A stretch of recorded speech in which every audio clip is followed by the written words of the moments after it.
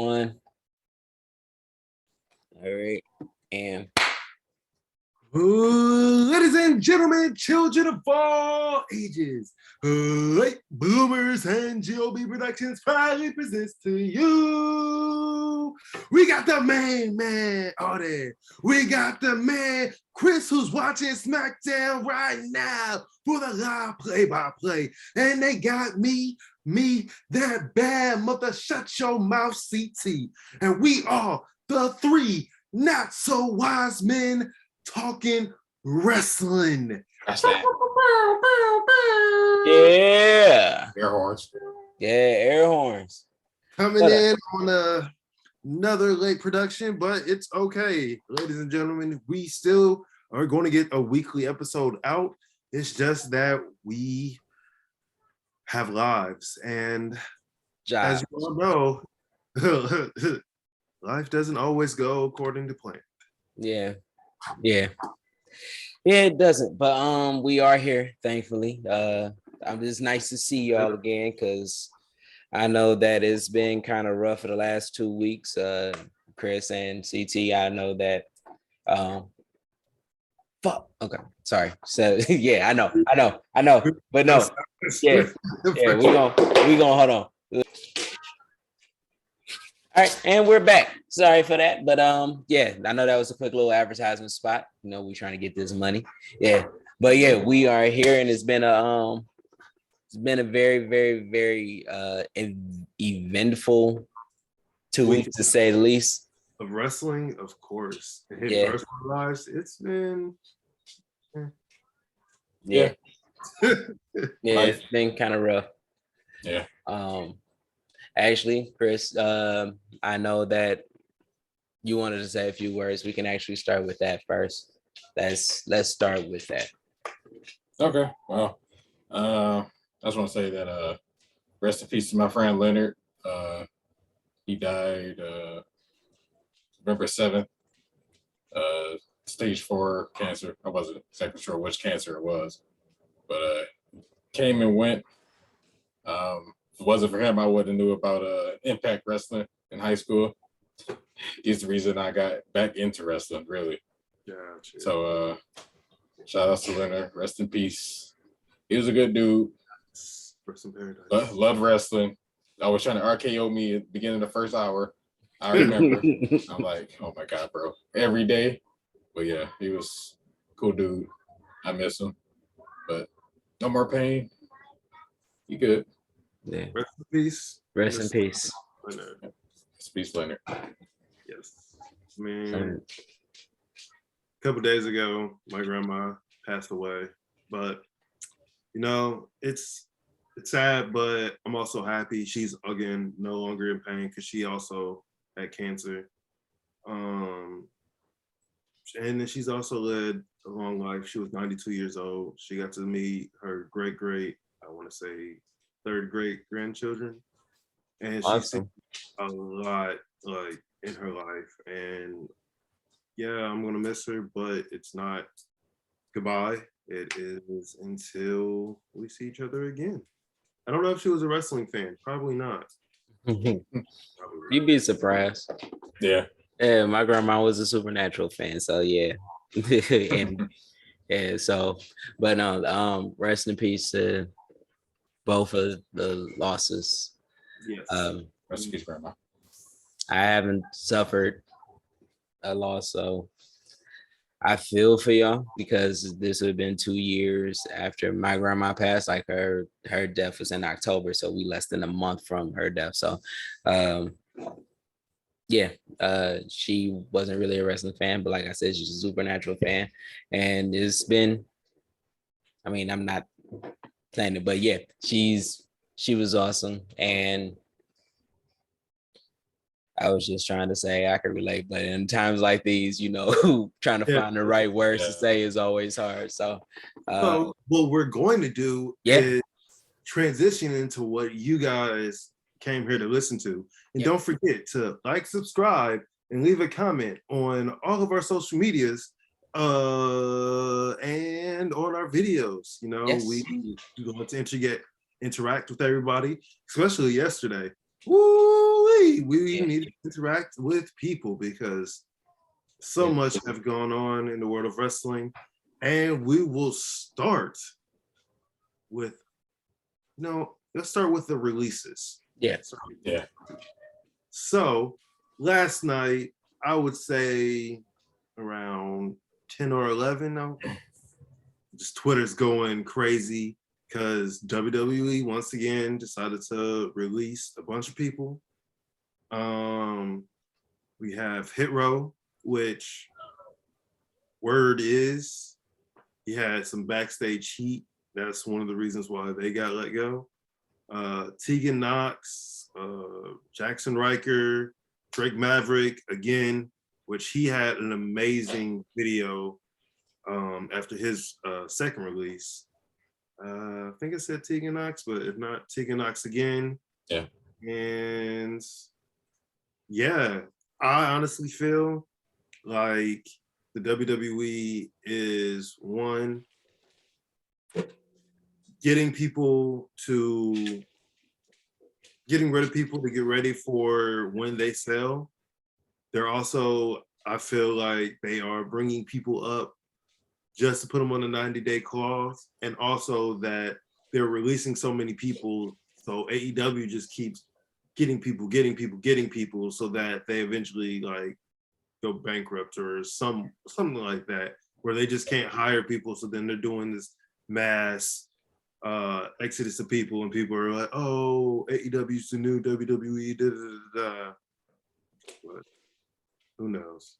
Yeah, it's kind of crazy because I think that, yeah, it could be some of that going on. I think that Vince might be selling. I'm not really like deep on if it is that, like, I'm not feeling strong on that because of all of the deals that it's been like the Fox deal, the USA, the Saudi deal. He got all of these things in play. And he at no point planned on selling his company. Matter of fact, his company was built on buying out everybody else. Like, yeah. So I think that I don't want to say, I'm not going to say that. I think that Vince spent 15 years hoarding talent, something like that. Yeah, he spent a long time hoarding talent.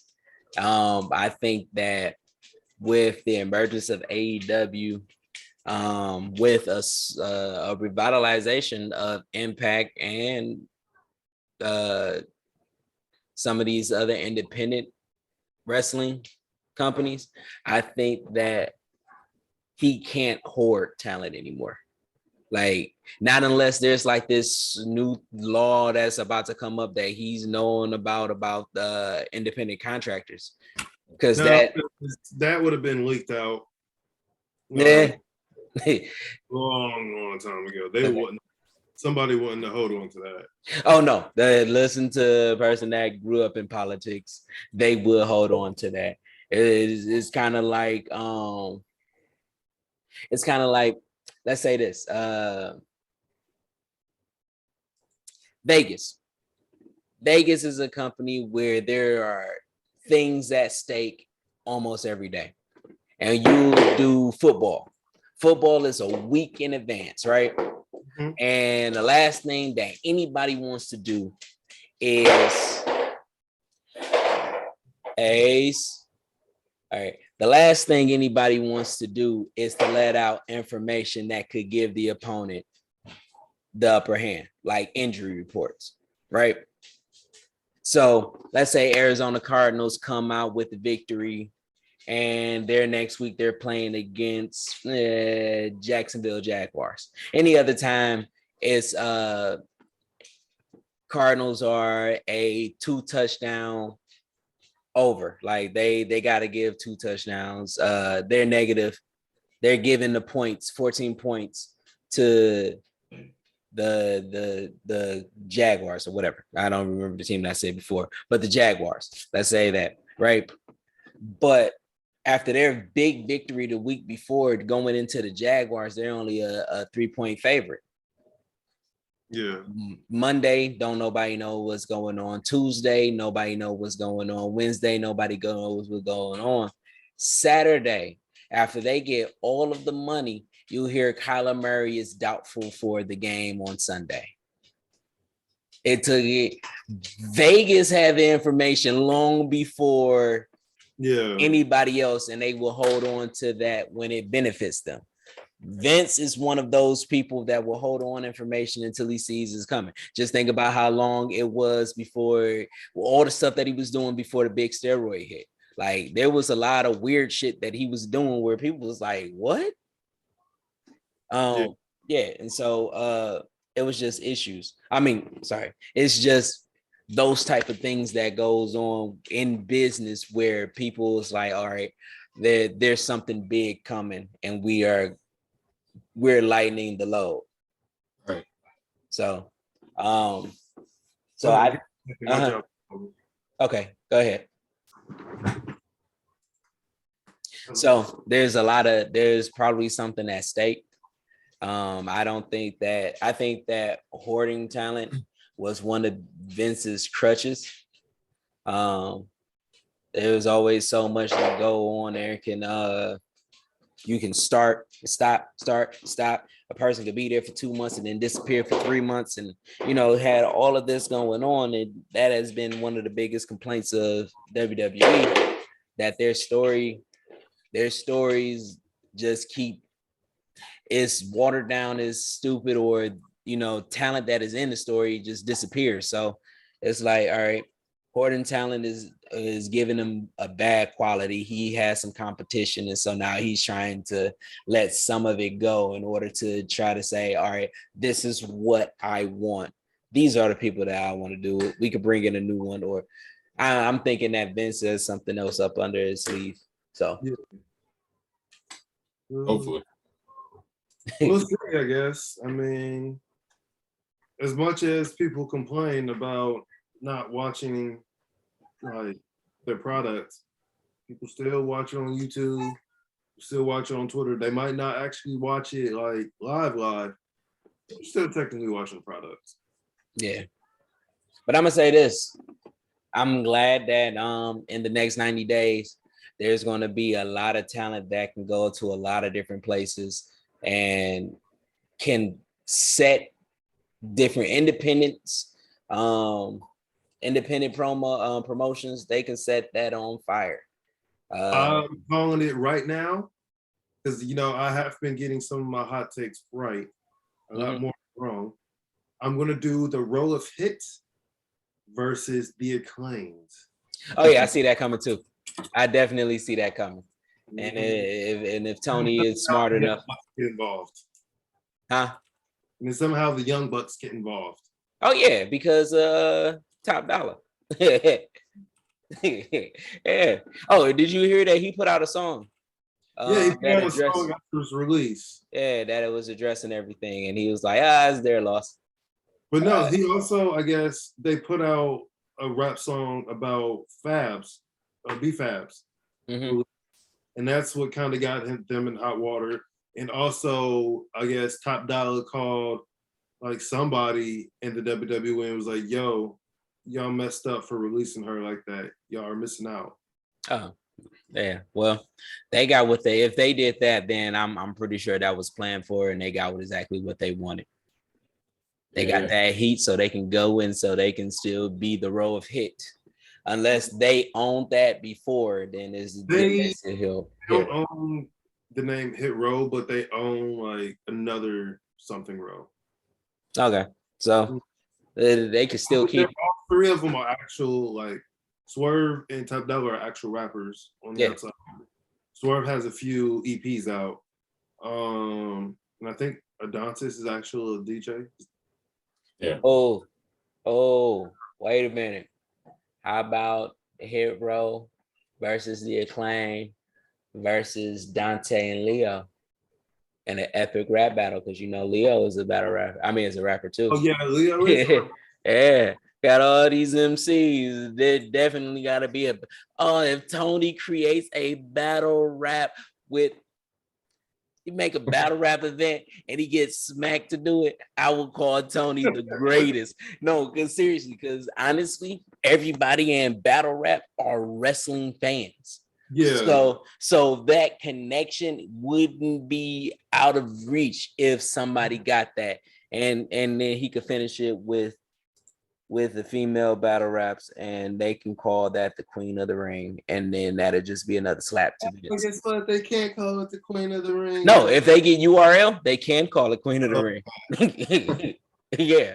So yeah, that'd be another slap in the face of Vince. That would be fucking awesome though. Yeah. So much success to all of them. I know I went on a little tangent, but much success to all of them, especially Hero. Especially Hero. Oh. Yeah. Hero. Oh, and Johnny Drip Drip. Oh, the moist one. Yeah. They missed out like Oh my god. on a huge opportunity, especially like having him and the Miz fight each other. Like I get it that he went to go do Dancing with the Stars or whatever, but Right. but then again, he probably could have asked for his release as well. Like you never know. These people I could mean, have asked for their release and they were just giving. Yeah. I mean, his wife got let go in the last cuts. So And then I'm also wondering, like, granted, the report is they are offering Johnny a giant check to say, what are they gonna do? Make him a manager of, I don't know, Elias? Yeah. Elias wasn't in those cuts. Hmm? So I'm surprised Elias wasn't in those cuts. That man had been on TV in forever. It don't even matter if you're on TV. Wait. Elias is dude with the guitar, right? Yeah. Yeah. Wasn't a couple weeks ago he did a promo where he died? Yeah, something like that. Yeah. Yeah. He just dead. Yeah. He ain't came back yet. So I don't know. Yeah, so No, there's popped also somewhere. talk that he might be coming back as the Fiend. I just saw something that it was rumored that Jeff Hardy was going to be the new Fiend too. What? No, why make him the Fiend when you can just make him Willow? Because they don't want anything to do with TNA. No, Willow is just his creation. He's always been like mentioning Willow. Yeah. But if they don't want anything to do with TNA, they're gonna say, hey, listen, that Willow shit is cool and all, but we got this Fiend character over here, right? Yeah. If I can't be Willow, then I'll be Pillow. Pillow. Come in the ring with the pillow. Fall asleep in the corner. Oh, they stepped on his crown. Yeah. Yeah. They just Roman Reigns is a jerkity jerk. What? That Tony Khan back there? Right. Wait, Oh, Tony Khan is at a no. No, this guy just looked like Tony Khan. I'm like, wait a minute. This guy in the background during the promo with Xavier Woods. Wow. Got the hair and everything. It's like he buying them out. That's fine. Man, listen, I got a conspiracy theory. No. We ain't getting into that. I got a conspiracy theory about that. Man, they've been listen. WWE has not been mentioning any other promo since 2001, since they bought WCW. They did TNA and they only did one thing. I heard TNA was hiring. That was what, 2017 with Kevin Owens and Sami Zayn. Other than that, they don't acknowledge anybody else. But for the last 2 years, because the first year they act like they didn't want to say it, but for the last 2 years, there's been mentionings of AEW, whether it's the Pillars and the Mount Rushmores, or Edge doing the Edge stuff, talking about FTR. I mean, the Good Brothers, whatever that group, the people that got him back. But they've been consistently mentioning, even Paul Heyman now. Hey. Yeah, I mean, okay, I got a whole diatribe about that. So yeah. Yeah, we're gonna move on before I turn this into a 2-hour. So I remember you talking about them wanting to do something with the storylines and how they make it like child friendly or whatever. Supposedly, they're supposed to be going back to TV 14. But yeah, So, the boot in the ass, and I'm gonna put that casing up your ass, and Goldberg declaring murder. I mean, you can hear it every time because anytime the women really want to hit something hard, you bitch. Yeah. Okay, Yeah. you guys can go bitch, but guess what? AEW, they got cowboy shit, but that's for later in the card. Yeah, right. And I'm gonna leave this alone. I got that conspiracy theory itch. Yeah, I'm gonna leave it alone. So with the WWE releasing people yesterday, it's overshadowed the fact that these mother lovers have a pay-per-view. Supposed to be one of the top 4 pay-per-views of the year. Yeah, there are 4 pillars. Yeah. Of wrestling is that, and I can tell you, no one cares. Nobody cares. I was actually watching World Culture, and it was like one of the people in the comments was asking, "Is there anything that if they did this with Survivor Series, what can they do to fix Survivor Series?" It was like nothing. If you want to know what would help Survivor Series, I would say go on my Twitter page, King_X_Negus. It's the very first tweet it's been pinned on. That's a perfect example of what they can do. But I'll even simplify it even more.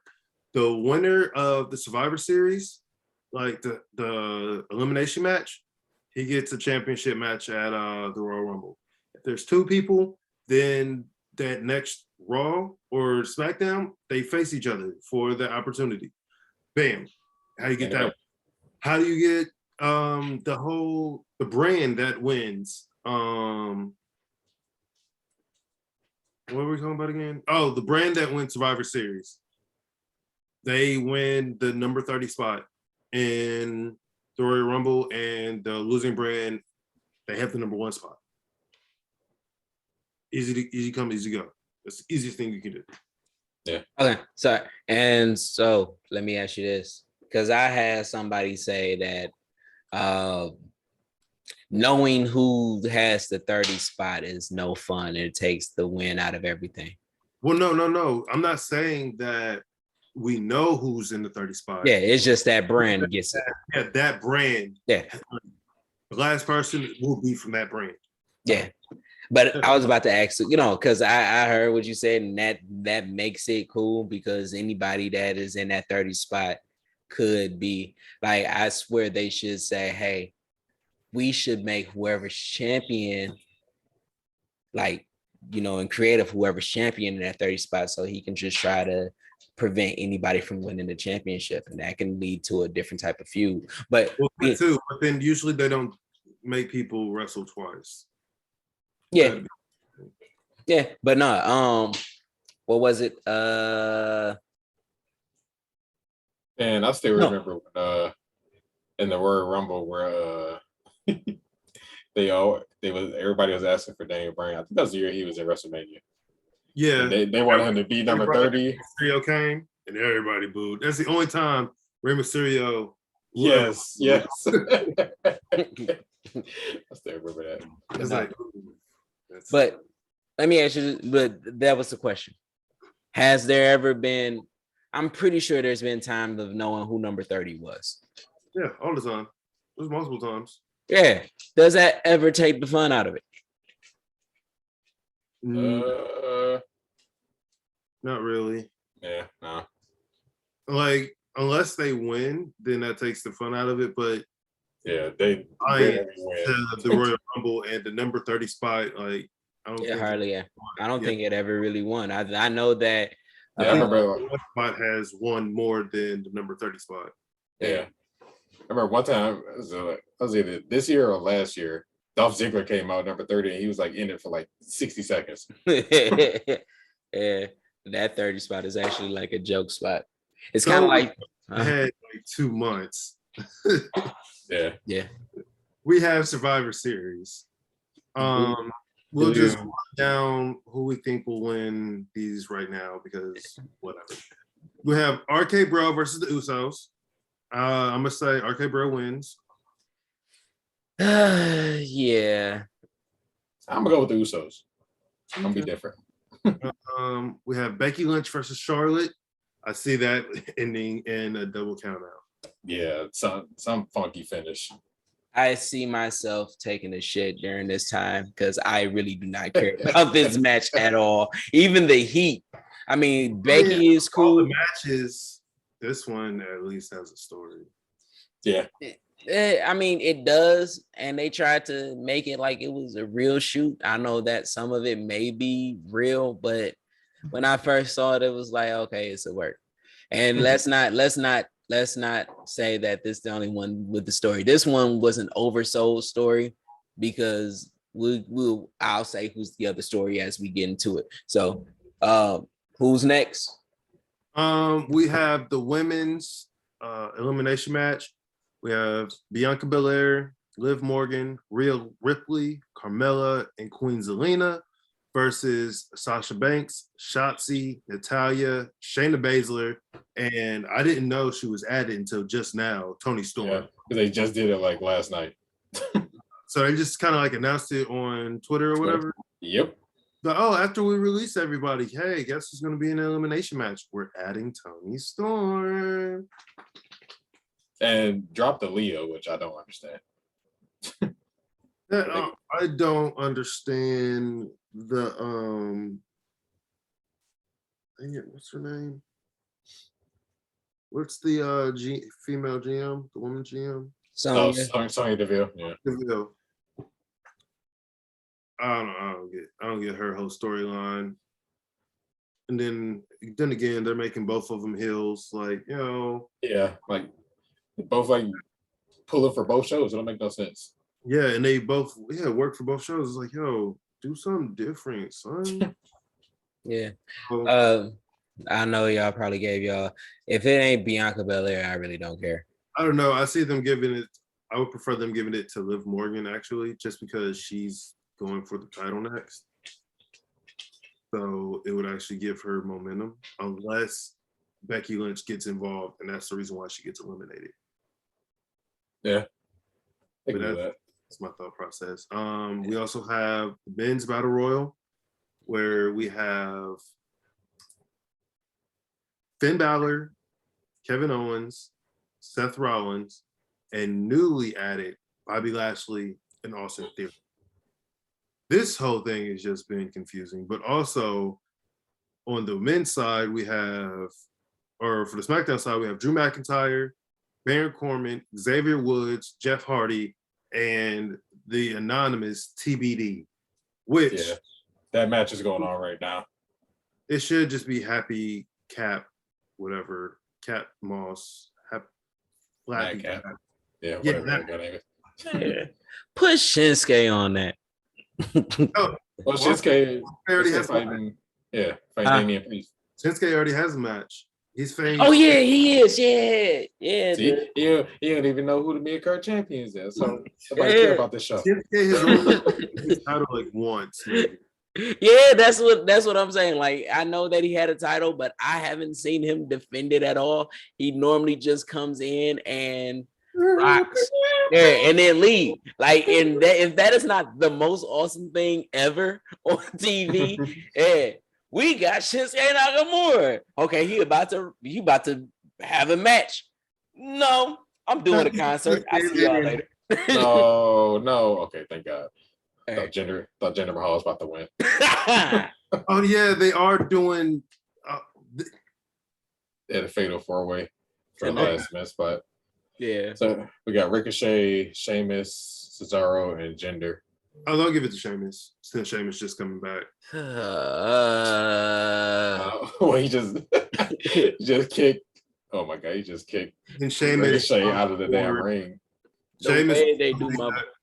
This match hurt my soul because they got Sheamus and Cesaro fighting. I don't understand.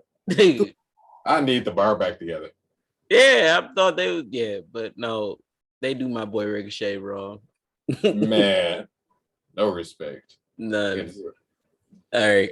Yeah, but I forgot that Shinsuke. In an event, we have the WWE Champion Big E versus the Universal Champion Roman Reigns. See, and this is where I was talking about the story. They had an oversold story with Becky and What is this? Hold up. what's going on? Okay, Cesaro was about to win, then Ridge Holland ran out and distracted him. Oh, he almost got bro kicked. Okay, roll up. Oh, and Ridge Holland with this nightstick. Oh, he missed. Uppercut. He about to get bro kicked. And gender? Nope. Sheamus? Ricochet? Nobody? Sheamus in the men's match. He won? Yes. What is this? Sheamus and Ridge Holland like friends? But what? Well, I mean, Holland has just been talking up, bigging up Sheamus. Oh, man, I thought they was about to kiss. Why you hold him like that? Hold on. I mean, it's weird. Did he attack Cesaro? Well, he tried to. You missed. Yeah. Because I know Cesaro was like, "Oh, you think you know Sheamus, but you know, we were the bar, blah blah blah." Yeah. Look at they bringing up the bar and having a fight. Okay, whatever. I'm over this. Y'all turn the show off. It's only been a half an hour. Yeah. No. Oh, but what I was saying, this story has been understated. And you said that, what was it, last week? You wanted to give them a round of applause because they were selling this, how Roman was beating up on the New Day, and it just turned around where the Usos was just getting their ass handed to them by Big E. Like they literally made it to where no, there's no denying that this was a buildup. And I said that I think they slipped into it, but looking back, even the changeover was like, yeah, I got you. We know what's coming, so I know I got you. So yeah, give them a round of applause because it was a lot of avant-garde storytelling that was going on with that. So well, I get them credit. See, like the Usos getting involved during the not only the men's battle or elimination match and getting King Woods eliminated, but somehow getting involved in that match, and then either like King Woods comes out or like King Woods and Sir Kofi. So then they do a big New Day versus the Bloodline mini feud on there. And that causes the distraction, which we all know that they're gonna make Roman Reigns win, even though it should be Big E. Yeah, it definitely should be Big E. And thank you to the WWE release, because now we can't have the family versus the Royal family because Hero is no longer there. Fuck y'all. Broke my heart. Jerks. All right. Well, yeah. We are going to take a real quick break and we will be back. I need a break from SmackDown, please. We are back. We are back to talk wrestling. Yeah. We are back, and now we are going to talk about Aewfullgear. Yeah. Did you just watch The Wiz or something? No, I just like to sing. Yeah, because that was a little reminiscent of he's on down. Oh, yeah. Yeah. All right. Yeah, we're back and we're talking about Aewfullgear. Man, that freaking paper. Dude. All right. That was some of the best, and I had to watch it without the volume. So it was some of the best matches I've seen. Like it. Man, I was trying to tweet during this show. I just couldn't. I couldn't do it. There was so much going on. Living vicariously through all of you guys because I don't remember what I was doing. Probably working. Yeah, I did a 26-hour shift a few days ago. Yeah. So I was tired. But no, with Aewfullgear, from with all the videos I saw on Twitter and everything, it was amazing. From well, actually, which match do you want to start with, Chris? Probably the very first match. Darby Allin versus MJ. This match was great. Oh my god, I can't. I want to watch it again. I gotta watch it again. That match was just too good. Yeah, it Like, was. Man. When people say he said it on Dynamite that people say MJF can't wrestle. Ain't no way. Ain't no way. He is not. Takeover. He is not in my top 5 top wrestlers in the world right now. Did you see his promo that he did after? Yes, in the chair. Oh my god! Like, man, just keep a mic with this man at all times. At all times. All times. Man. I definitely think that more promotions should let their people do interviews or promos right after matches. Yeah, post match. Yeah. Yeah, and like just put them in a chair, I guess, and be like, "Yo, talk your shit." Yeah, no, I'm glad that it's not something that is done all the time, and I'm actually happy that for the majority of like the past few years, it was something that was rarely done, because when you get moments like this, is magical. Like if everybody did it, it'd be like, oh yeah, he's just doing it. And of course his will always be awesome because he is crazy on the mic. But for him to do it, and it's like it's rare. It's kind of like when you finally get a distraction disqualification on AEW. They don't do it too often. So when it happens, you're like, what the fuck? So yeah, I think that that was a perfect moment, not just for AEW, but for MJF in that. So I'm glad that they did it like that. Like, yeah. And I like how he won too. He's like, I'm gonna beat you with a headlock takeover. Oh my god. And he did it. I'm like, man, he put I mean, Yeah. So good. If we want to bleed everything into each other, like what happened the next day on Wednesday? Whew. Shout out to CM Punk. Oh my god, the tease. Oh my god, bro. I'm telling you, man. That's gonna be the feud of next year. Yeah. That's gonna be the feud of next year. No, I mean listen, hold on, wait. I do gotta do this. I have to do this because before we get into it, because everything is fucking connecting. I want to give AEW, Tony Khan, the Elite, the Young Bucks, Kenny Omega, all of it is connecting from MJF being the first person to break from the Elite to Hangman Adam Page being one of the ones that is just, he got kicked out of the Elite pretty much, and him finishing, and then on top of that, the understated fucking Cody not saying that he with the Elite, not saying that he not with the Elite, he's just stuck in the middle. There's a reason why like that fucking storytelling is like, it's crazy. Like, so I gotta give him a round of applause because it ended where it began. So yeah. Yeah. I mean, also MJF has infiltrated almost every stable. Yeah. Man, a damn snake. Hey, except for what, Jurassic Express and I feel like they would never let him join. It's like, and the Dark Order. Yeah, those are the only two, because he infiltrated Inner Circle, he infiltrated the Elite. He now he has his pinnacle. Yeah, he has his pinnacle. There was one more that he was what was the one with the Butcher the Blade? But well, he started them, so I can't really say that. The Hardy. Yeah, he ain't really something. Yeah, but they're relatively new, so yeah, the Hardy Family Office. They relatively new, so he ain't have a chance to jump into that one yet. But yeah, no, he's moved like a snake. He's been very calculated.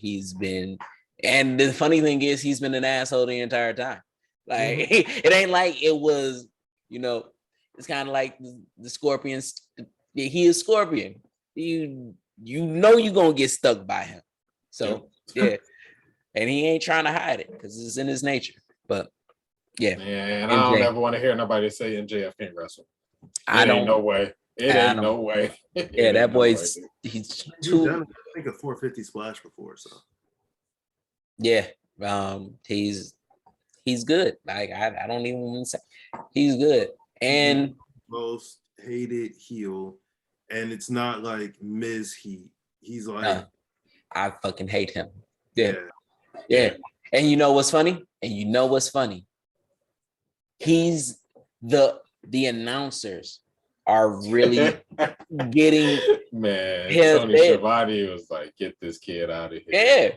What did Jerry say? Like, I'm sorry, because now we gave him something else to talk about. Like, oh my god, one of the things JR said, he's like, or no, Tony was, or Excalibur was like, MJF was playing possum, and JR was like, that's an insult to possums. I was like, god damn. Yeah, that was still quick with it. But they even getting the fact that he's been like they're still kind of pushing the fact that he's undefeated. Officially, he's undefeated, even though they bring up the loss of Jericho. Yeah. But they say officially he's undefeated, which still leads to the lore of MJF is still undefeated in single competition. Like they're getting that over. And it's so for the announcers, the commentators, all of them in all of this work just for MJF, it is fucking phenomenal. It's crazy, and I'm enjoying it. He's one of the 4 pillars, so they're definitely like trying to make him out to be what they want. So I very much commend TNA, or not TNA, AEW on how they are like trying to create their stars. Yeah. And what was the next match on the card? Because I feel like we can talk about this. We can talk about that match and them all day. It's Lucha Bros and FTR. Yeah, please watch it. That match is. I mean, what else can you say about the Lucha Bros? What can you say about FTR? FTR the best tag teams. Which, side note, I know we're going a little bit off the rails a lot sometimes. The Briscoe brothers. I know you probably don't know. Ooh, them boys. There was a page, but I don't think that they were. But if the Briscoe brothers go to Impact, or why do I keep saying Impact? If the Briscoe brothers go to AEW, the tag team division, be even more like, them boys. Oh my god. Versus the Briscoe brothers. My wallet at? Where's my wallet? So I know I'm gonna have to get caught up on the Briscoe brothers. Oh man, did you though, Audie? You weren't able to watch this match, right? I didn't get a chance to watch. I seen very few parts of it, and life happened, so I had to come back to it. So I was upset that I missed this match because y'all hear me give Ray Phoenix and Lucha Bros all of their respects and props, and you heard me recently talk about FTR and how great they are as far as being company men. Like they're for the product, they're for the art of wrestling, and I know that I gotta go back to watch that match, but they are those two. I know it was just a crazy match. Man. And they set it up so perfectly they get a rematch. Really? It's like, yes, because they put those luchador masks on, crawled under the ring. So was it? I think Dax rolled in and got pinned, but he wasn't the legal man. Yep. Oh wow. That's it's so smart. It is so smart. And you know what that plays on? It plays on some of the issues that they had at the very beginning of. It plays on some of the issues that they had at the very beginning, where the tag teams would get crazy and they couldn't keep track of who was the legal man on. So for them to actually do that, because they've been a lot better with it. Yeah. For them to actually do that was smart. That was clever. And that was a slap in the face to all of the critics. Like, we did it this time and it was on purpose. So fuck y'all. Lucha Bros win. Yeah. Very good match. Tag team wrestling. AEW.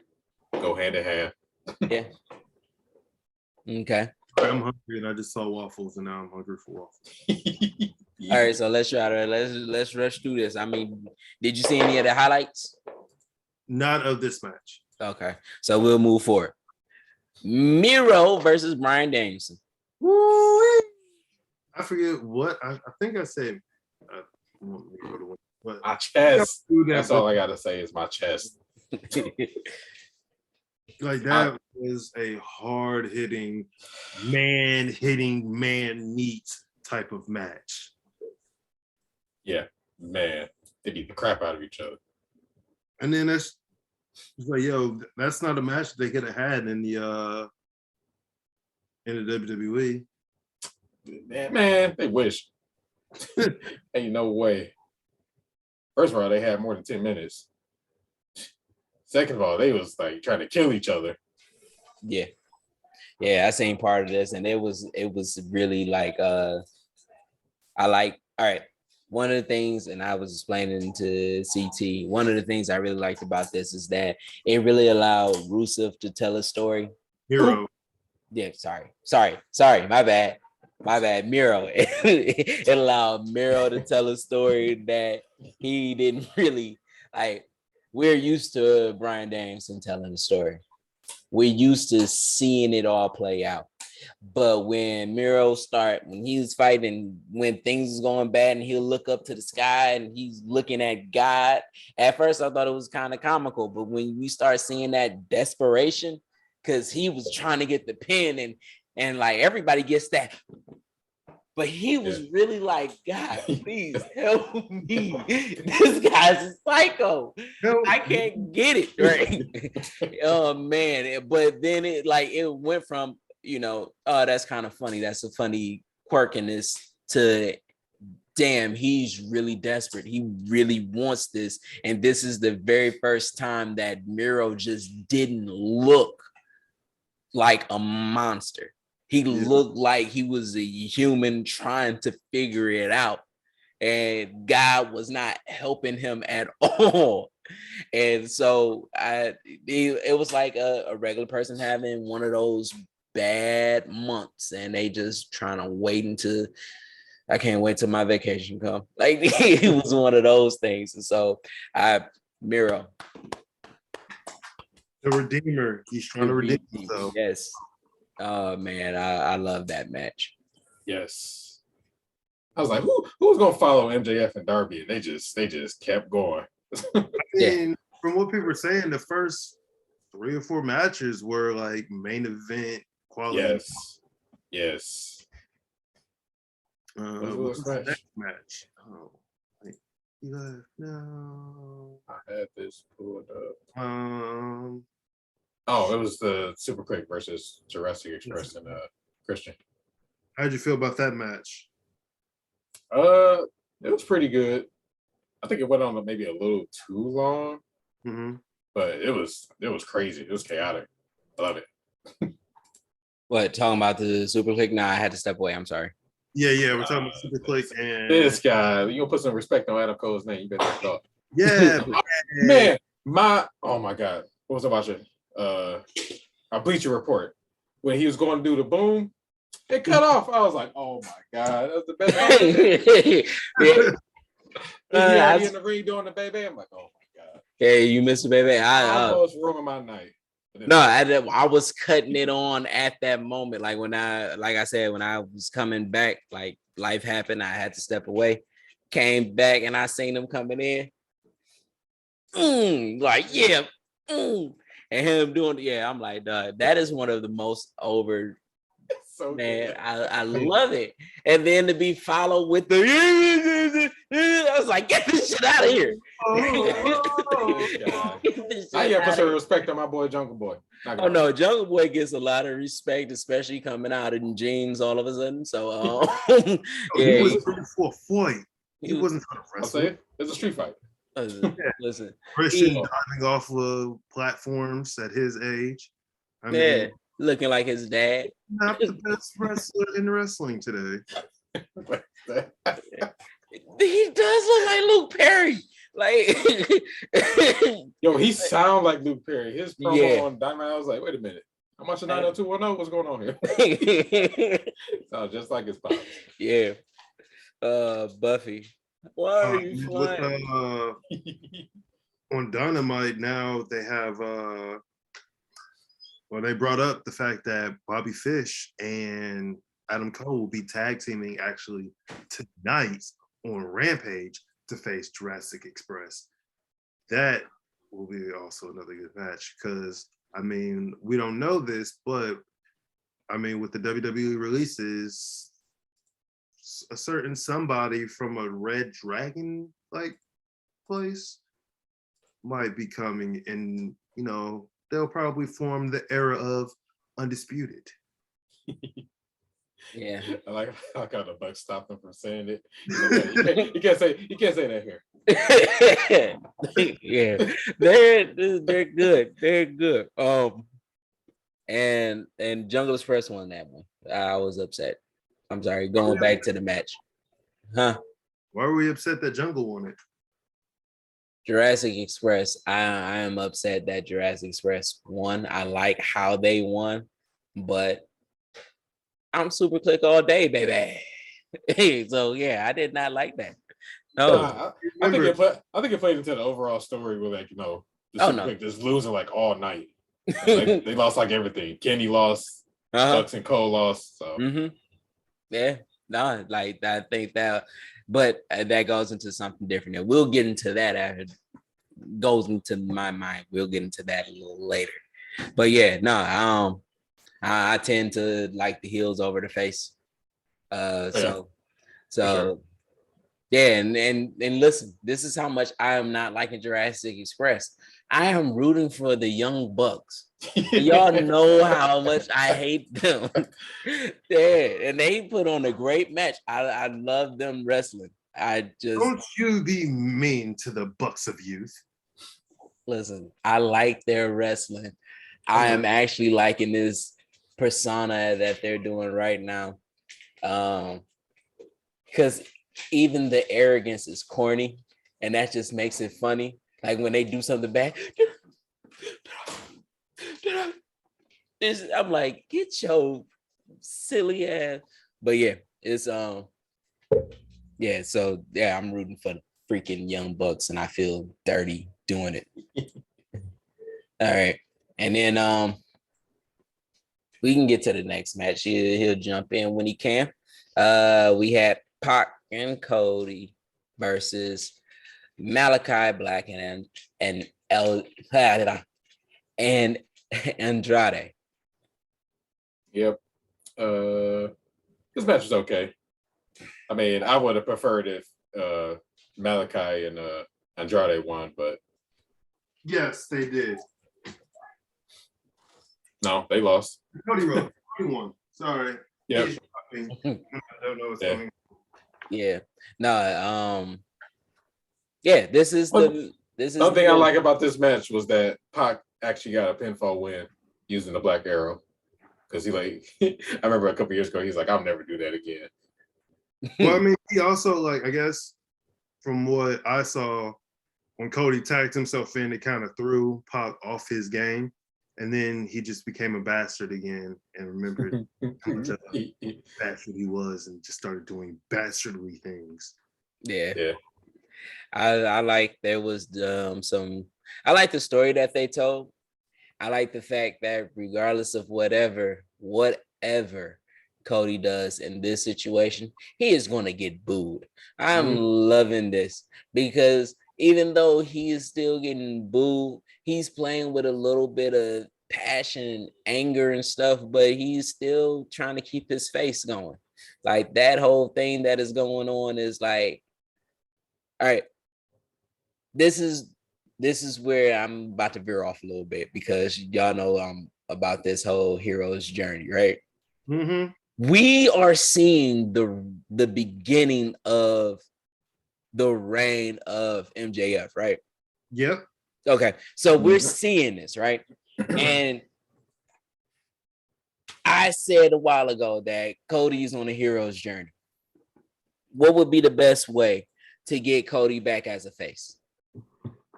Defeat the Click. To start another beef with MJF. The most hated heel.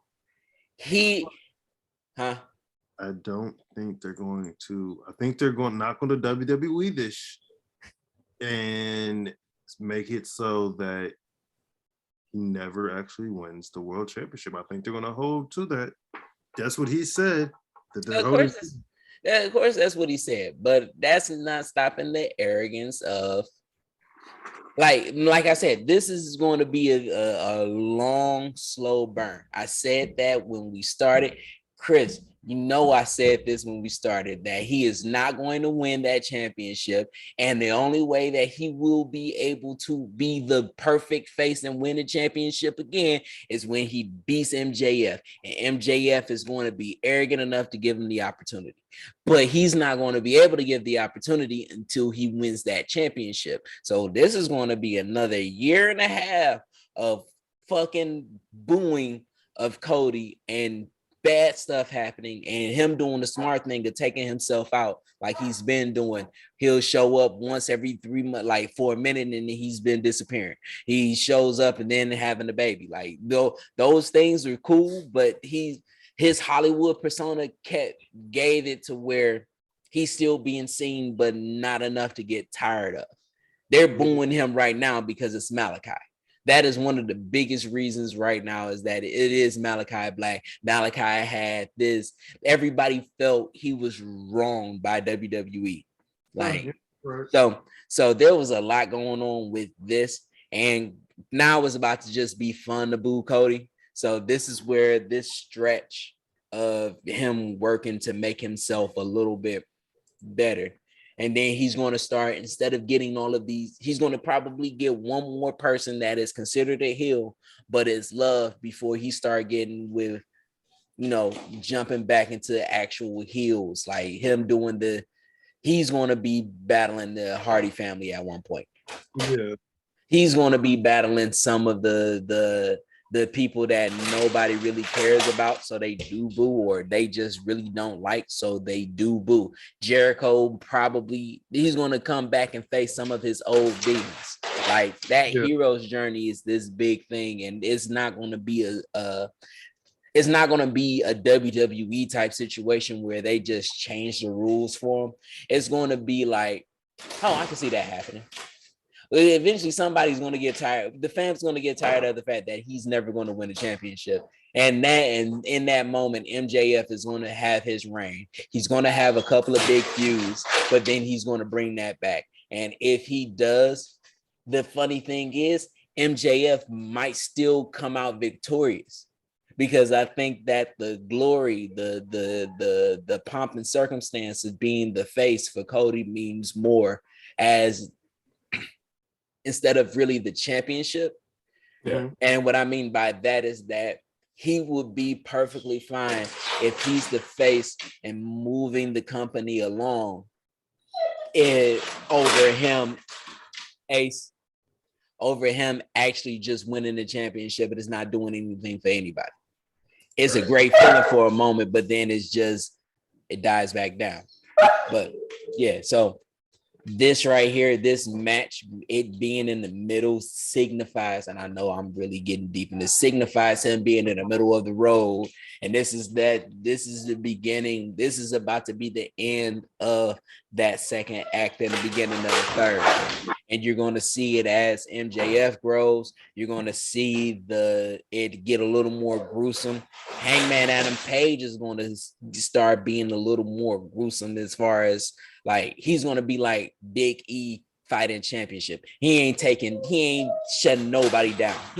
I'm going to beat this person ass, I'm going to beat this person ass. And it's Bryan Danielson being the first one. I'm going to get into that later, but yeah. For Cody, this is Hero's Journey.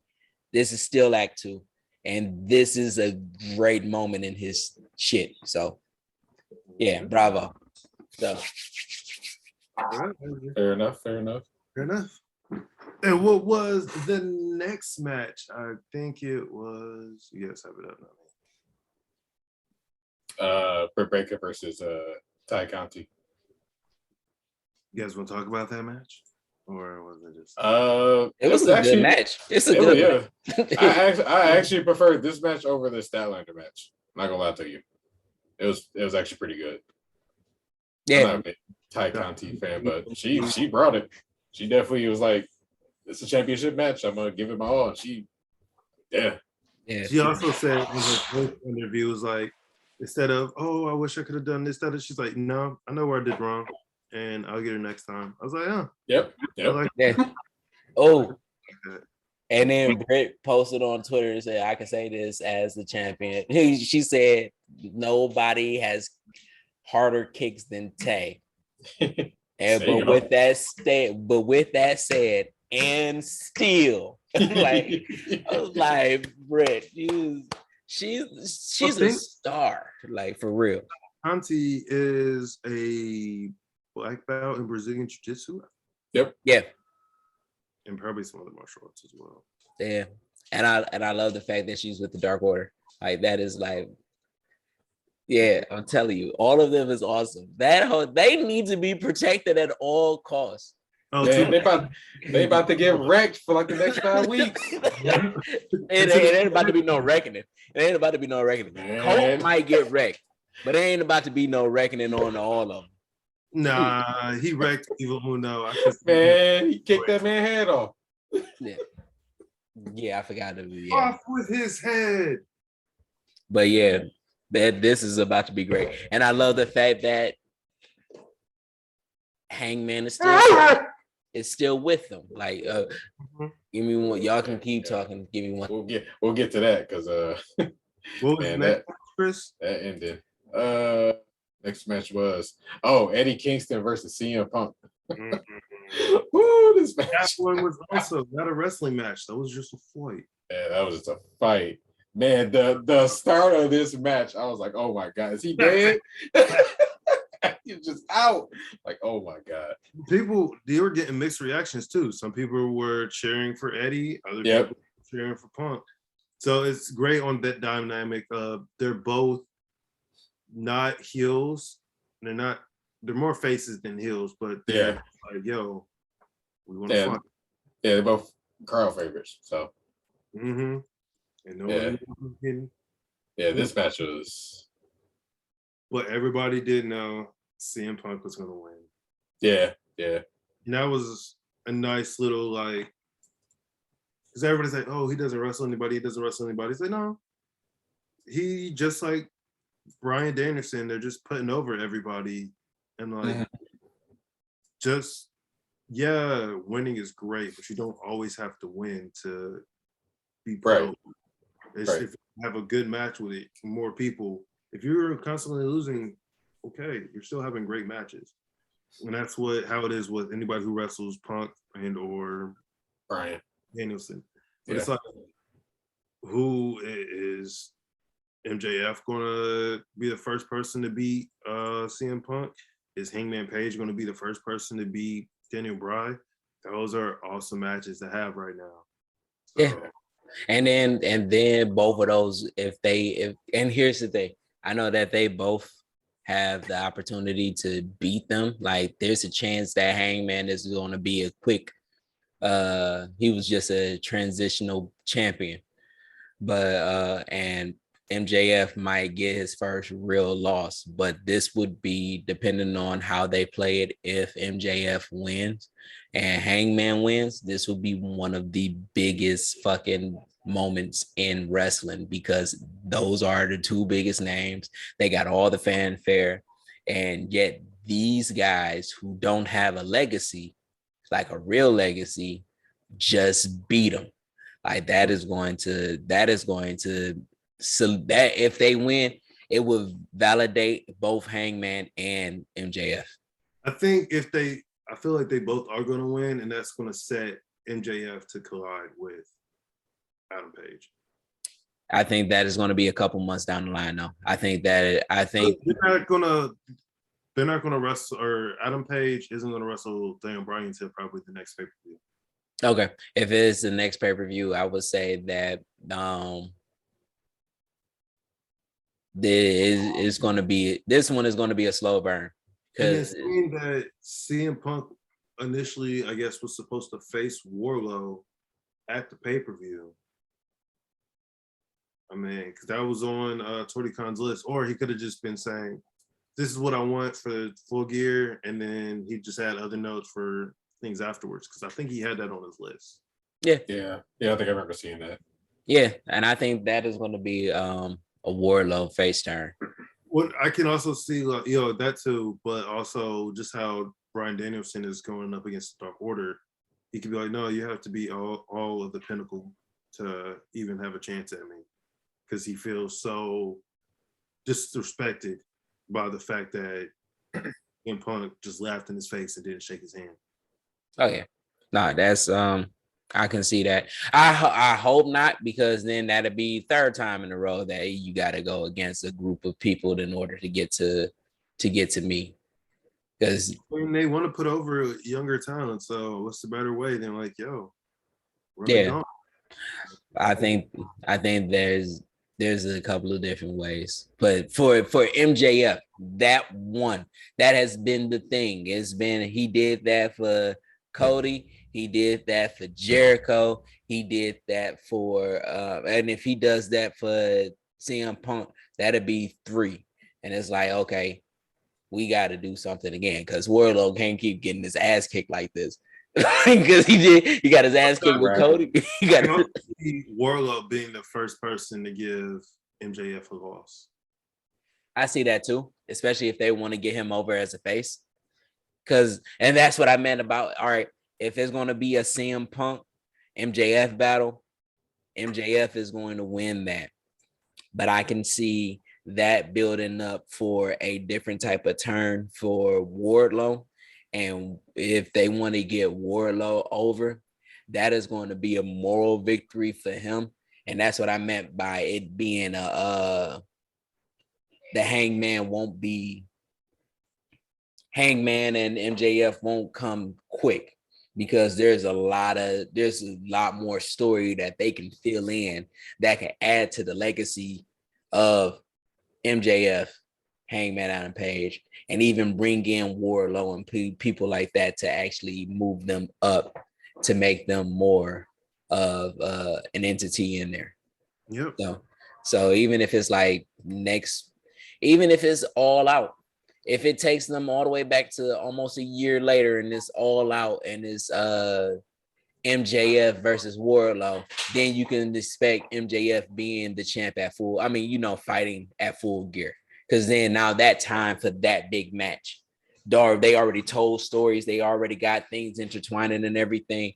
And so, yeah, I can see that being a year in the making. Yeah, that's some long-term booking, and AEW actually does that more than a certain other promotion. Yeah, and they tell multiple stories. Yes, it's not like, oh yeah, this is gonna be, this is the road to WrestleMania, and it's just this one feud that goes on for an entire year. It's like, all right, this is a feud, but wait a minute, this just happened. I'll get back to you. Let me handle this. All right, now I'm back on this again. And so yeah, I see them staying entertained, like keeping us entertained. Yep. With that being said, we're gonna go on another quick break before we get into some cowboy shit week. And I'm not saying cowboy shit just because Cowboy Bebop came out today. I gotta watch that. I got to. Yes, I saw that. Yeah. We are going to be talking about Hangman Page. All right. Right after these messages. Oh.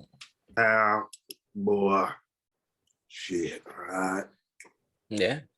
We got Hangman Adam Page versus that Dash Shirley, Kenny Omega. Man, I was telling my wife, why didn't he come out on the horse? And then I thought he was going to do it on Dynamite. I was like, okay, come the horse. And she just sitting there laughing at me like, man, forget you. And there you go. Like, they did it once, they can do it again. They even had him ride a horse, in the stadium match. Yes. They showed a promo before the match that he was in, the streets.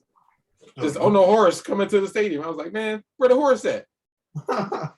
Pre-production, man. Ain't fooling me. You really like horses. No, I like Hangman on horses. On horses? Hangman on. What are you into, sir? Right. We'll talk about that. I'm talking about wrestling here. Stop it. All right. Yeah. Yes. Well, that match. Man, oh my God. I don't even know where to start. You say where to start, because man, first of all, they came out swinging. Well, first of all, apparently the rumor is Kenny Omega came into this match with a banged up shoulder. Yeah, he couldn't he can't lift. Yeah. He said that he couldn't even lift basically the bar. So we here at the Three Not So Wise Men are wishing him the best of luck in his recovery because supposedly he's having surgery. yeah, surgery. So definitely, he needs some time off. Oh yeah. He's been handling he's pretty much handled the whole wrestling industry for 2021 and 2020. He's been kicking ass. So this is a well-needed break to recover. It was the best time for him to drop the title. It also worked that they were in Virginia for Dynamite. So when it was for Cowboy Shit Day, that huge pop of him in his hometown. Yeah, awesome. That match in general was just very well paced. It was very the story was great about it. False finishes. Hangman hit a one-winged angel, and I was like, "Oh my God, he gonna kick out of this?" And he did. Man, oh my God! I think nobody's ever won hitting somebody else's finisher. You talking about in AEW, or are you talking about in general? No, I'm pretty sure. I'm pretty sure Ric Flair tapped out on a couple of figure fours. See, fair enough. With a figure four, I always wonder if someone's ever been pinned with the figure four. Yes, I can't remember the name, but yes, somebody was in so much agony and pain, which is why they continue to do the fake one. Yeah, no, but it was I can't remember who. And when I find it, I'm going to post it on Twitter so I could say that, hey, I knew it. I'm not that casual of a fan. I'm a little bit deep in these WWE and wrestling streets. So yeah, but yeah, I think there's been a couple people that lost to I'm pretty sure Bret Hart lost to in the sharpshooter. I'm thinking it was The Rock. His brother did it too, so his brother did the sharpshooter as well. I mean, yeah he lost the sharpshooter. He lost to the sharpshooter at Survivor Series, which is coming up this Sunday. You wouldn't know that the way they pushing it. Yeah, but I'm still trying to figure out what's going on SmackDown. By the way, this show is everywhere. Oh yeah, I forgot. You forgot it was on. Yeah, I'm still watching it. We haven't even asked for more updates. Man, I couldn't tell you what's going on in the show after that Fatal 4-Way. I'm so out of it. I don't know what's going on. I just seen Shotzi and Sasha Banks going back and forth. I'm pretty sure they're on the same team this Sunday. They are, but they're feuding. Yeah, because that makes sense. Just put Edge and Seth Rollins on the same team. Why don't you? Go ahead. Bring it to his house this time. They're fighting within each other. And they keep saying, "Oh, how can this team work together?" How can they coexist? Man, if I hear that crap one more time from Michael Cole, I'm gonna turn this crap off. Hey, I don't know. How can they work together? Make it worth something? I don't know. Right? Because nobody really care. I don't even think they care. They're like, yeah, match, fight. When is my check? But yeah, but let's stop bragging on WWE. Let's get back to this cowboy shit. Nah, they got yes, man. The story in this match is just, oh my God. And we called it. Man, it was oh my God. Just thinking about it. Goosebumps. We called the him being the Joker. Like this is how deep this story had. This had to be the payoff. Yeah, it was no other way. Yeah, even every man. I mean, and you know this. I hated Hangman when he started. I didn't get it at first, but man, these last 2 years, Oh, baby. Man, over. That is over. amazing. He has done put on some great matches.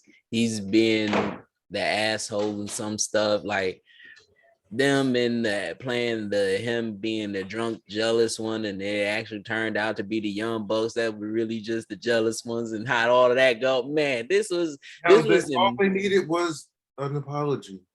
That's all they needed. Yeah. Story.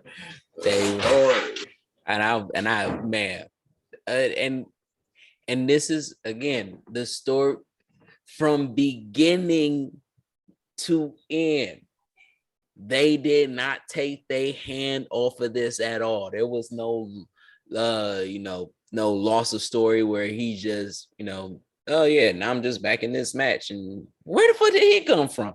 They, even when he had to be away for the 6 weeks, they was like, Battle Royale, him the Joker. Yep. Tony was like, well, I'm he was going for his girlfriend giving birth to their child. So yeah. But they had to try to figure out a way to make it work. And they just didn't bring up some convoluted idea. Oh yeah, this, that, and the third. No, they was like, all right, what would be the only conceivable way of him actually getting an immediate title shot? Yeah. Let him be the Joker. Because he already had lost his shot before that. Yeah. Yeah. Let him be the Joker. And with him being the Joker, hey, no Joker has ever won. And he's the first one. Like, this was like, it all was conceivable. So yeah. Man, the story. Then the ref bump. Oh my god, I gotta give it up to Aubrey, bro. She's man, she was jetting to that ring. After that ref went down. I would say it was people sliding into the ring, and as they're sliding, just sliding. Yeah. Yeah. Oh man. Position. And Don Callis getting knocked out. We love to see that. Mm-hmm. I didn't mention last week with the contract signing, but I was like, when Kenny was coming out, I was like, where's Don Callis? Like, he ain't been on TV in a while. Then right when I was thinking that, he was the freaking cameraman hitting Hangman in the back of the face. I was like, man, this guy. So he can write his signature in blood. Yeah, blood contract. But then the ending was perfect with the double shot lariat, buckshot lariat, yes. the double buckshot lariat. Yep. Then the Bucks giving the nod. Oh my god, it was perfect. Absolutely nuts. And then that led into Dynamite, where we had National Cowboy. Wait. The Dark Order came out right after he won. They offered him a beer. And I'm telling you, bro, when he knocked that beer, I started crying. I ain't gonna lie. Gave John Silver a hug. Oh my God. Story. Don't need that beer no more, bro. We got championships. We got gold.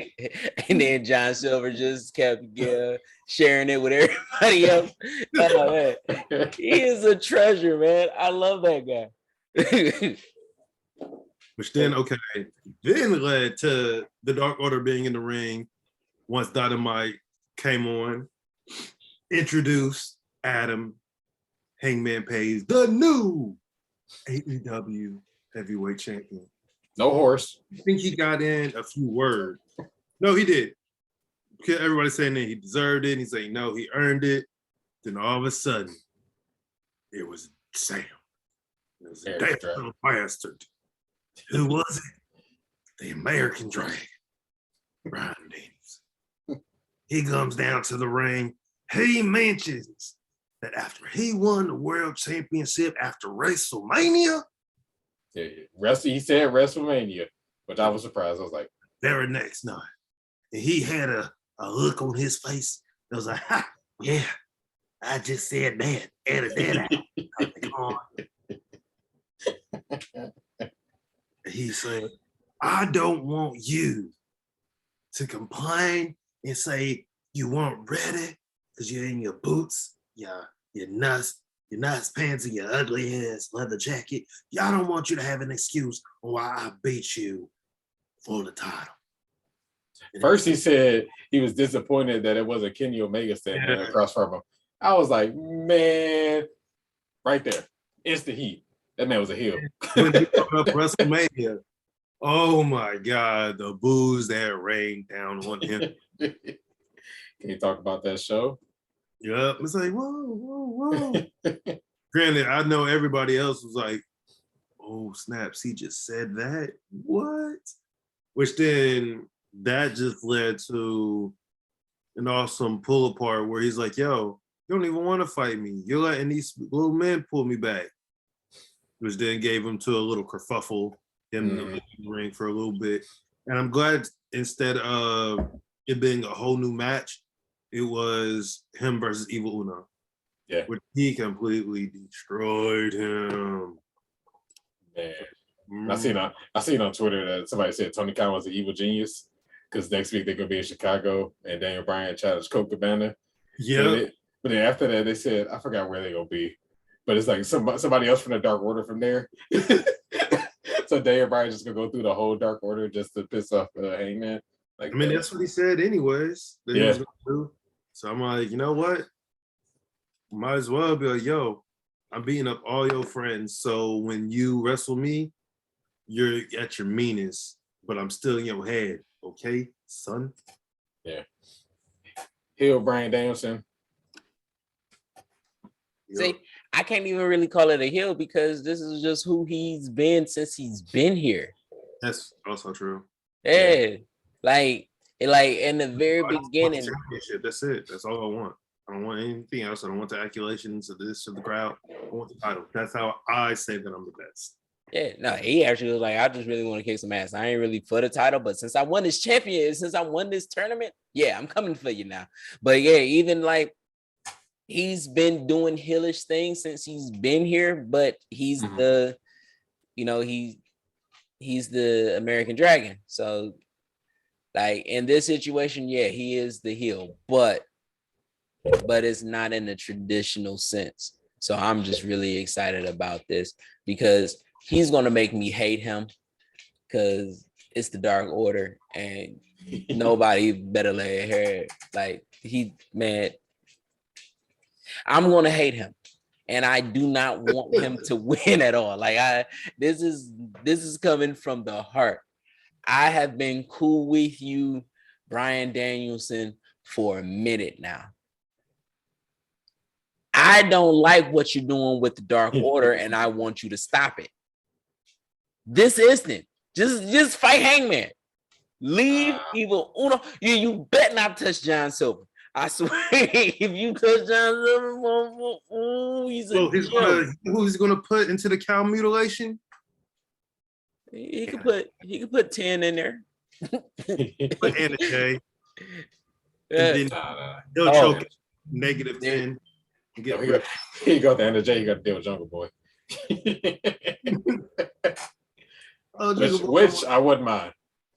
-1 is technically part of the Dark Order, and I don't think Bryan Danielson is above beating up a little kid.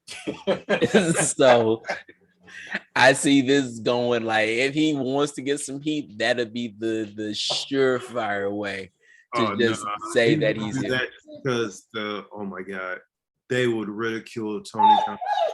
Yeah. Like I was there. I don't know if you guys know who an indie wrestler by the name of Effie is. Yeah, he choke slams a Izzy. Yeah, and I was there. I was actually the one that recorded it. I'm in the group thing, but he got so much. Yeah, and I'm like, yo, her parents signed off on it, so yo, you get in the ring, y'all can get these hands. You know what I think? Did she sign a WWE contract? Sort of, kind of. Okay. You know what's awesome? He's from the same cloth as Kenny Omega. I wouldn't put it past him putting on a 4-star match with -1. I wouldn't put it past him. Like that would be an awesome thing. Of course, he would still have to win, but because -1 actually wants to be a wrestler. Like Right. I don't. So this would be a great way, and I seen the like when I first heard about Kenny Omega, I seen that match. Just him finding a little kid to piss off all the fan, and he put on a great show with the little hurricane run. He getting hurricane running around, and I always thought that was like, he is one of the greatest. So yeah, I can see that happening. And if they do that, it'd be fucking awesome. Someone is need. Dogs. I don't have it. He's spoiled. Somewhere. No Okada, but We did get my boy Jay Lethal. Oh my god, you don't know how happy I was, man. You know how happy I was. Myself, Mr. Non-lethal. Oh, no, I call myself Jay Non-lethal. Because you look like John Lethal. I'm like, no, I don't. It's like, yeah, you're just the fat one. I'm like, and I've met Jay on multiple occasions, living here in Florida. I've even gone to his school in Tampa and trained there a few times. He's always been a nice person to like talk to. He's very like you can get into his mind a little bit, and he's been wrestling for so long. It's great to actually have him on like AEW, and he faced Sammy Guevara for his TNT title, which they had a great match. Oh my god, that main event was so good.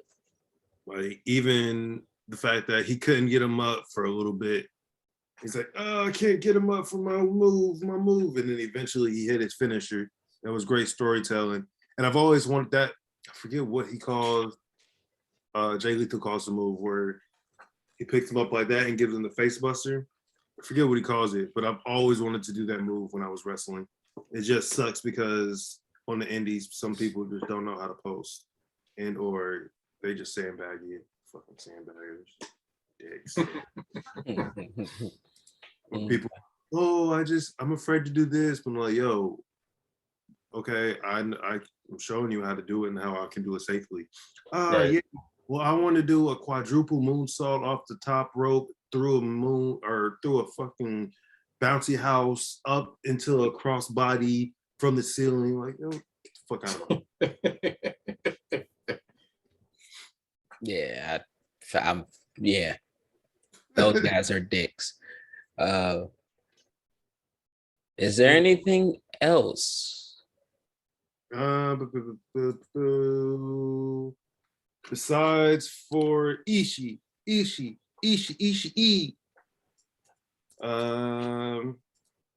No. I mean, Dante Martin and Leo Rush faced the Acclaim, which was a good match. But I mean, besides that, there's really nothing we have to talk to.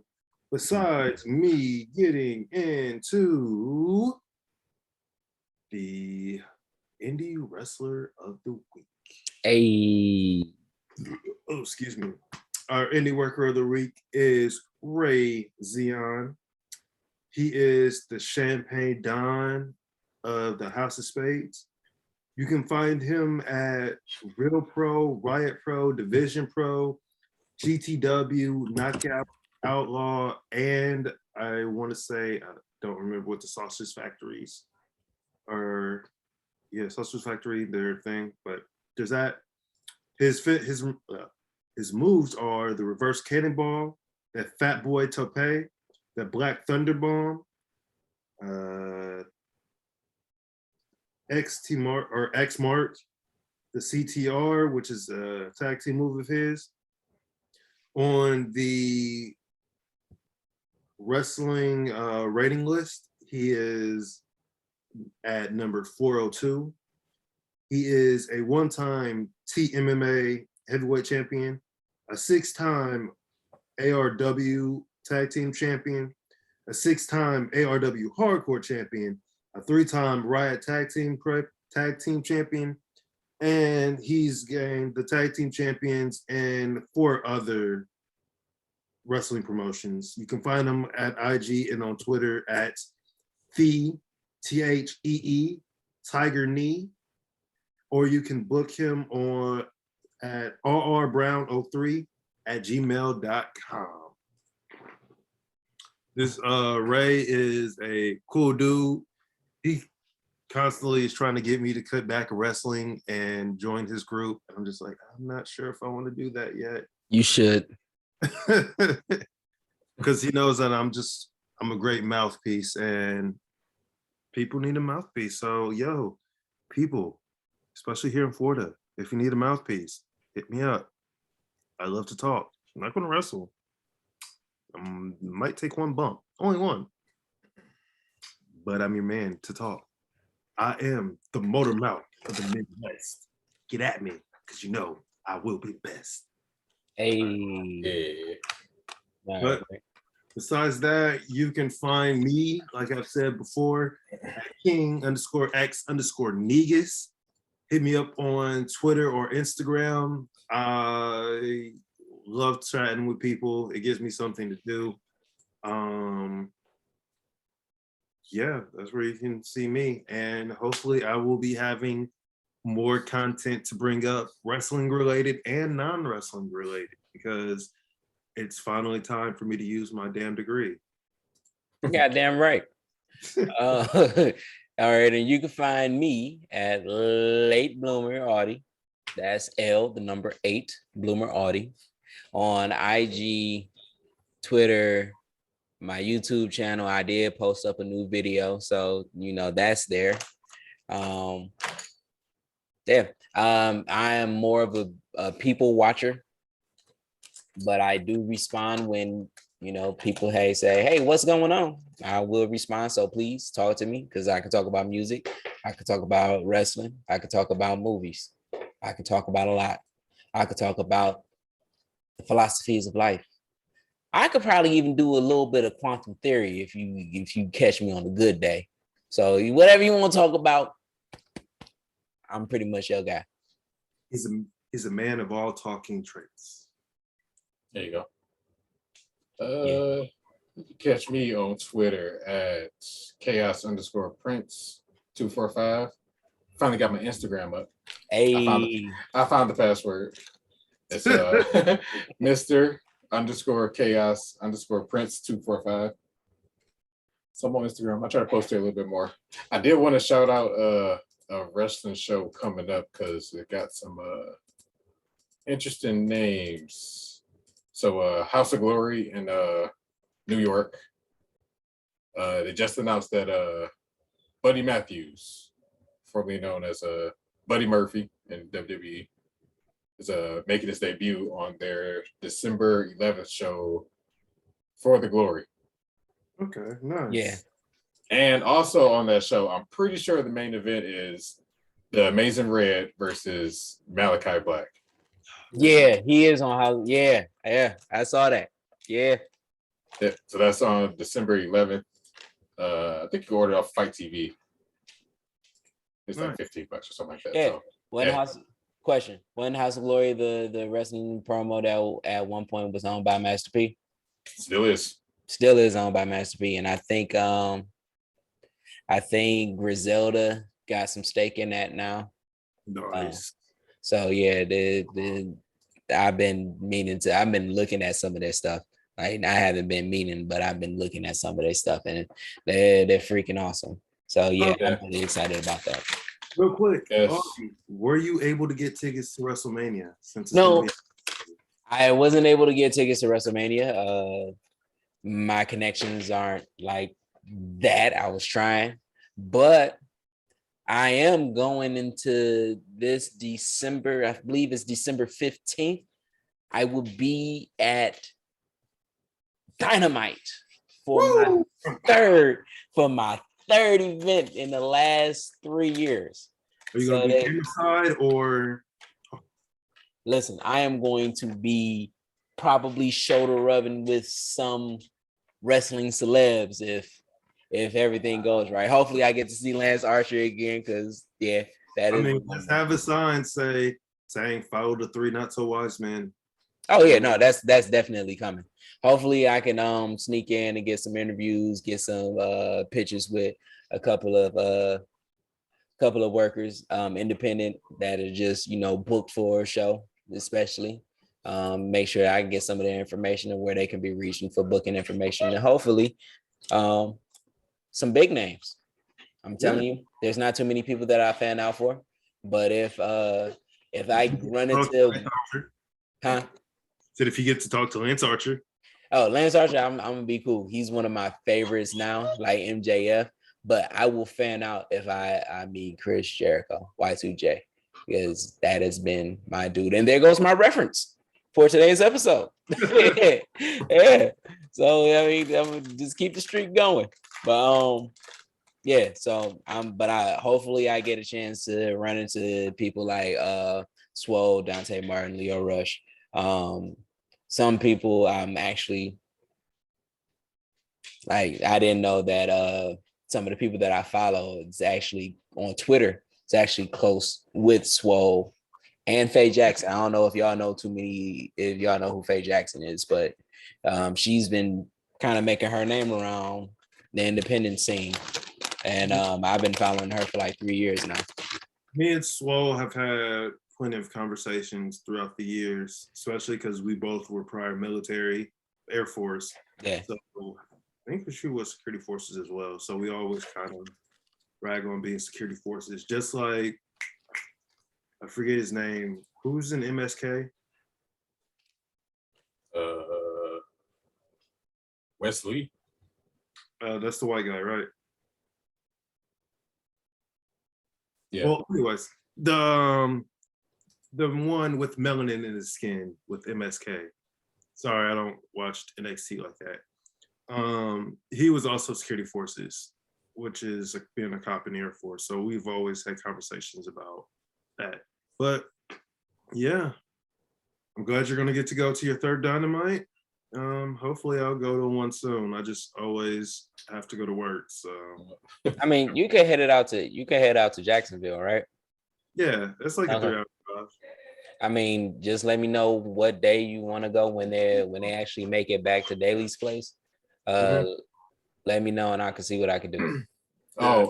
Daly's place. I think they're doing like the New Year's Eve show there, or maybe not the. I mean, I will 29th. have New Year's Eve off because I'm working Thanksgiving and Christmas. So Okay, so I see what I can think do.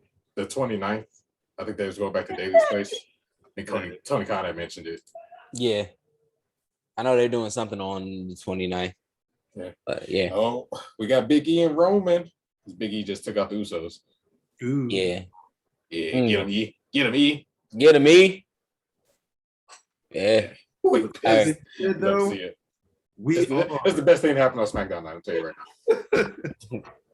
We are the three not so wise men talking wrestling. We wish everyone great success. Yes. If you need to talk to somebody, talk to somebody. Like, there's always someone to listen. Don't always go to your people though, because sometimes your people aren't looking out for you. But definitely find someone who you truly do trust and confide within them. Remember, everything gets better. And I live with this thought process that even on my worst day, I'm living better than someone on their best day. That keeps you going through. So Audie loves you. Chris loves you. I'm okay with you. If nobody told you they love you today, we love you. If nobody said you were awesome today, you're awesome. And so we want you to do what it is that you love doing, and that is watching wrestling, even though Chris is heartbroken right now. So man just got Superman punched. Why? Why? And so keep it up. Well, we'll catch y'all on the next episode. Yep. Peace out. See you, everybody. Bye.